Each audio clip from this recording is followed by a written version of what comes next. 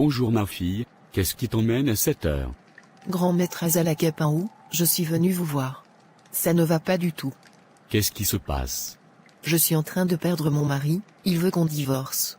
Et il a enceinté notre servante, il compte l'épouser. Je ne sais plus quoi faire. Grand maître, si vous ne faites rien, je suis foutu. Mais comment cela est-il possible? Est-ce que tu as fait tous les sacrifices que je t'avais demandé de faire? Oui, j'ai tout fait, grand maître. Est-ce que tu as respecté tous les interdits et règlements? Oui, grand maître. Non, tu n'as pas tout respecté. Je t'ai dit après l'avoir envoûté, il sera derrière toi comme un chien. Il sera à tes ordres, et il ne pourra jamais te refuser quoi que ce soit. Mais à condition que tu ne lèves pas la main sur lui. Depuis le jour où tu as levé la main sur ton mari, tu as brisé les interdictions. Donc tout ce qui t'arrive est normal, car tu n'as pas respecté les règlements. Tu as mis les génies en colère. Que dois-je faire alors, grand maître? Car je ne veux pas perdre ce mariage. Je suis prête à tout faire. Pour cela, tu dois faire des grands sacrifices. Je suis prête à faire tout pour récupérer mon foyer. Qu'est-ce que tu veux que je fasse? Grand maître, je veux que mon mari se sépare de cette femme, elle est enceinte, je veux qu'elle perde cet enfant, qu'il la chasse de la maison, et qu'il annule le divorce, pour que je puisse récupérer mon foyer.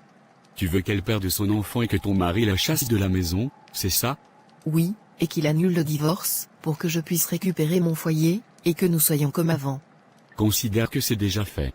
Rien n'est impossible au grand maître Azalakapaou. Va, et fais un sacrifice de chat noir, et d'œuf blanc au bord de la mer à minuit. Quand tu finis de faire, ne regarde pas derrière toi. C'est compris, grand maître.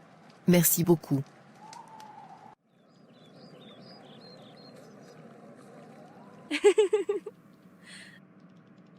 Calme-toi ma fille, c'est la volonté de Dieu. Dieu seul sait pourquoi il fait toutes choses, rendons-lui gloire. Maman, c'est mon premier bébé. J'ai perdu mon bébé. Ça va aller ma fille, ne pleure pas. Dieu t'en donnera encore plus. Pourquoi cela m'arrive à moi? Qu'ai-je fait pour mériter cela? Dieu seul sait pourquoi. Il va te donner un autre bébé. Tu sais, quand Dieu te prend quelque chose, il le remplace avec quelque chose de plus grand. Laisse tous dans les mains de Dieu. Il fait toutes choses en son temps, et selon sa volonté. C'est compris, maman. Merci beaucoup. Calme-toi ma fille, et mange quelque chose. Je n'ai pas l'appétit, maman. Tu dois faire un effort pour manger, afin de prendre de la force. C'est compris, maman. Monsieur Jeannot, vous voulez suspendre la procédure du divorce?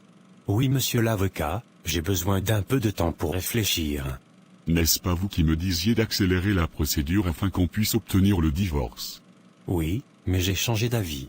Je ne veux pas divorcer pour le moment. J'ai besoin de temps pour réfléchir. Vous êtes vraiment sûr de ce que vous dites? Oui, j'en suis sûr. Au bon moment, je vous dirai. C'est compris, monsieur Jeannot. Merci beaucoup, maître. Tout le plaisir est pour moi. Je vais prendre congé de vous. Passez une excellente soirée. Merci, à vous également. Qu'est-ce qui se passe, chérie? Depuis tu es rentrée, tu es calme, tu refuses de me parler. Y a-t-il un problème?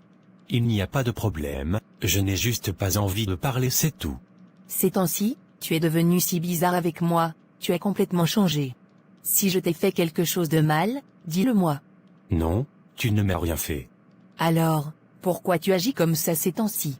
Je viens de perdre notre enfant, et j'ai vraiment besoin de toi pour traverser cette période difficile. Quand tu agis comme ça me fait encore très mal. Écoute-moi, pour l'enfant je t'ai dit de te calmer. Dieu nous en donnera un autre. Donc cesse de penser à ça. Je sais, mais j'ai vraiment besoin de toi actuellement. Je ne te comprends plus.